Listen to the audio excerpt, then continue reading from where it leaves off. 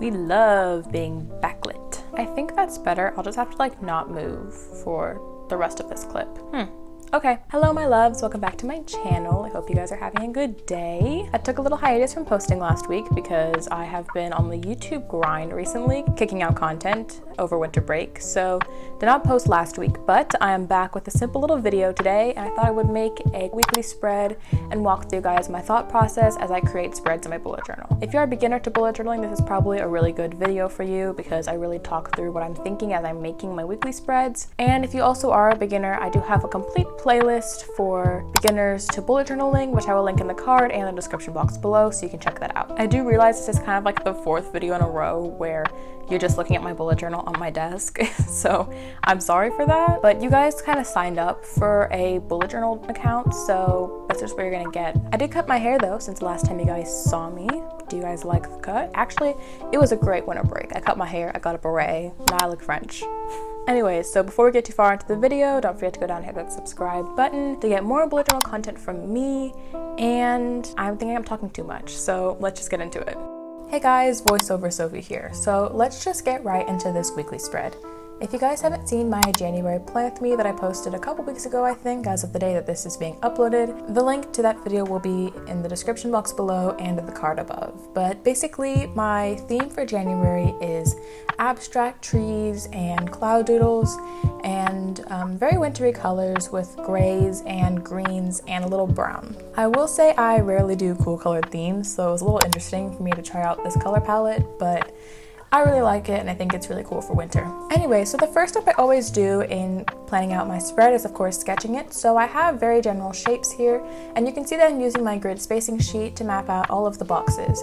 Currently I am making a vertical type weekly spread, so each of the days are going to be in very tall vertical boxes, and so I use the grid spacing sheet to find out that each box will be 7 dots in width, and then I just kind of estimated how tall I wanted them to be depending on the other elements of the spread.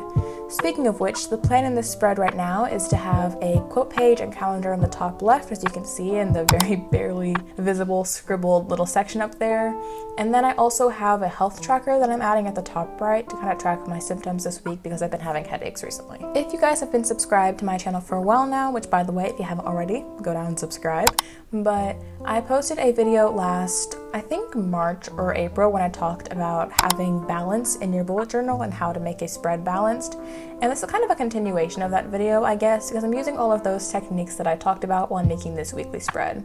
Of course, I have the days of the week centered in the middle, but I also have different elements that are useful around the edges, and I'm actually going to have my title January in the bottom right corner, just because I think it's kind of boring to have a centered title at the top all the time, so I don't know, it's just kind of things you keep in mind when making these spreads, how to keep a spread balanced and even, and not add too much weight to a certain part of the spread by adding too many elements in one side, that kind of thing.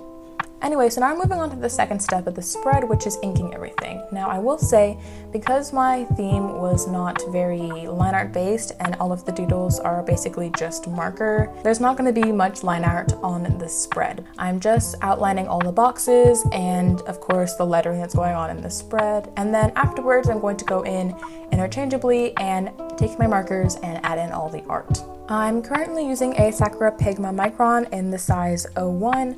All the stationery that I usually use in my spreads are always in the description box below with links if you are interested in checking that out. But this is a perfect size for me because it's really thin and makes my spreads look a lot more minimal, which is great for this slightly minimal theme. However, it also has enough thickness for the lines to be, visible. Then I lettered the word January in the bottom right corner here, and I will say that I have been bullet journaling and lettering for going on 2.5 years now, so I think I have enough tips to tell you guys about how to letter yourself, or do an updated calligraphy tutorial, that is, because I did post one at the beginning of last year, but I think I have some better tips and also just better video quality, so expect a new calligraphy tutorial coming in the next couple of weeks.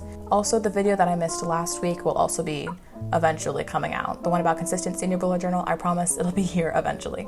Anyways, so now I'm moving on to the coloring like I mentioned, and I'm using Tombow brush pens and Crayola Super Tips to just draw in all the art. I explained a lot more about the type of style that I'm using in my January plan with me, but it's very simple and pretty elementary actually, and I'm sure any of you can do this very simple art style of just drawing triangles and boxes and literally like circles, like that's the entire theme. One of the things that I did mention in my balancing a bullet journal spread video thing that I posted last year was how to balance colors and make sure there's not too much of the same color in one spot, or that one half of your spread isn't darker than the other. These things kind of seem self-explanatory, but you kind of have to think about the process as you're making the spread.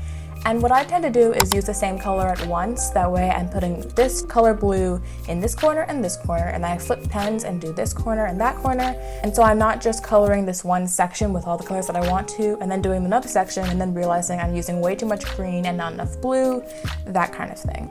It's a very specific art of mixing doodles with planning, and that's another thing you have to keep in mind when making a weekly spread like this. Of course, for me, productivity is most important, and as much as I love art in my bullet journal, I have to sacrifice that sometimes for enough space to plan out daily to-dos. And so you saw how I sketched out all of my boxes first and then went in with doodles afterwards, because technically they are second most important in a spread like this. This is basically like bullet journaling in a nutshell, because you have to make sure you have a good balance between organization and productivity in your spreads, but also that they're cute and that you want to use them by adding art in them. The original bullet journal method has a lot more organization tools, and if you look at videos by Ryder Carroll, he talks about, importance of to-do lists and keeping your spreads really minimal. But recently, bullet journaling has evolved into more of an art piece and way to express your creativity, and so you just kind of have to find that personal balance on how much art you want to put in a spread versus how much space for to-do lists and habit trackers and things that will actually help you improve your life and be more productive, and just make sure that both are evenly balanced throughout your bullet journal. I will say personally, for this one spread, I am definitely sticking to the section corners and border pages for art.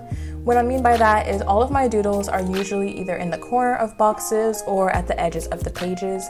That way, all of the space in the middle is centered on my to-do lists and are productivity based.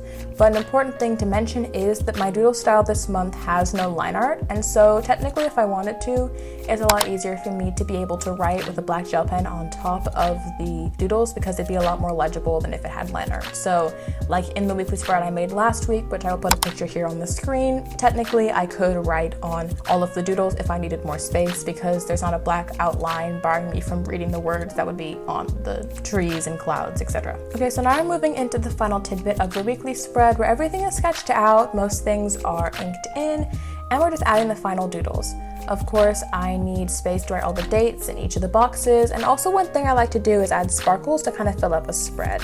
The spread was looking incredibly dull, honestly, and had not enough color in it for my personal taste, so I used the green marker instead of a black one to add these little sparkle doodles everywhere, and it really just makes the page seem a little more fuller too, and enhances the fact that I cannot do minimalism because I would get so bored of having a really simple spread. This is the part in the spread where I would usually add stickers and washi tape and that kind of final touches, which will come a little later, but another thing that happened in this theme was I used alphabet stamps for most of my titles, and if you watch my January plan with me, you can see that usually the titles will be done in the stamps, but I kind of felt like switching things up and doing the header January in calligraphy and then doing the stamps for the subheaders. So just play around with different fonts that you want to use, but personally using the stamps for the days of the week was just kind of what I wanted for this particular spread. Also, just to note, I did smush Saturday and Sunday together in the same box and the weekend box over there in the corner, because one thing I will not sacrifice is aesthetics, and it looks so much better with 6 boxes instead of 7. I guess Saturday and Sunday are just gonna have to share a day. As I'm finishing up this spread here, I did want to give you guys a couple examples of things you can put in your bullet journal spreads if you have extra space. Things that I did was like a calendar and a quote page in the top corner, but you can also do like a playlist of the week or a book that you're currently reading, like a progress bar.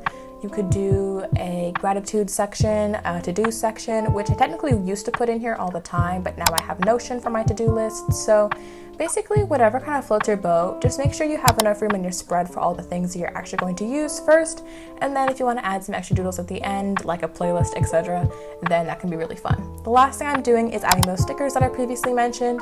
These stickers are actually not available on my shop anymore. These are just extra prints that I had from my Christmas candlelight sticker set from my shop Mingo Prints, but I do have a lot of other sticker options there, like these two here on the screen.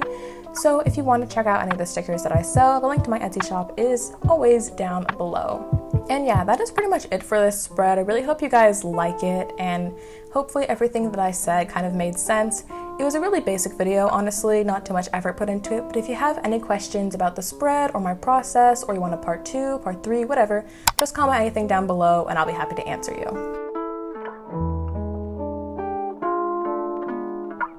Hello again, we are back with an overexposed outro. I hope you guys enjoyed this quick little video where I walked you guys through my weekly spread. And if you're a beginner to bullet journaling, hopefully you got some inspiration or at least some ideas to put into your own bullet journal. As always, if you haven't already, don't forget to go down and hit that little subscribe button to join the fam and get weekly bullet journaling videos from me.